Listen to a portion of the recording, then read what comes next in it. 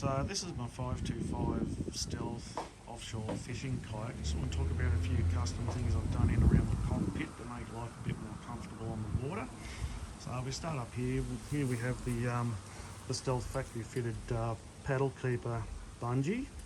Because I'm using a wing blade paddle, sometimes the paddle will helicopter around when you're sitting in the water and you need to either get your gaff and grab the paddle or paddle leash or something similar. So to avoid that happening, I fitted up a rail blazer swing arm with a pole keeper, so I can swing that in and out any position I want, and I just drop the paddle in there, and that then stops the paddle from helicoptering around. That's fixed pretty solid, doesn't get in the way of anything.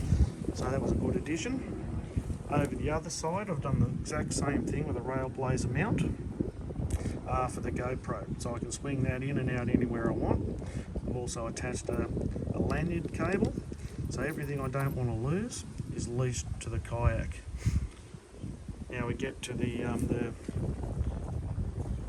flush mount sounder lid. This is a carbon fibre flush mount lid that I made myself here, just to accommodate the 7-inch Garmin. I'm quite happy with that.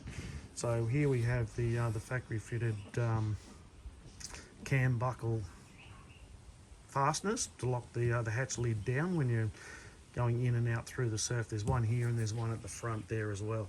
I haven't closed these things up just for the demonstration purposes.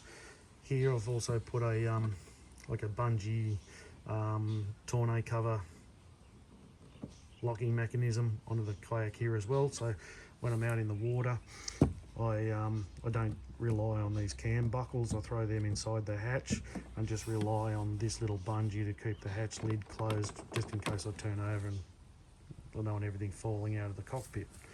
So I'll just open up this lid now and give you a look at what I've done inside.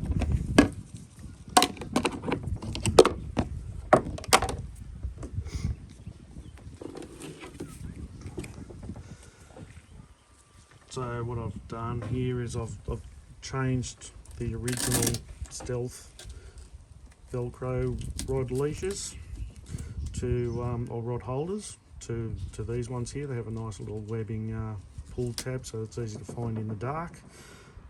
With my gaff, I always put my gaff over on this right hand side of the boat.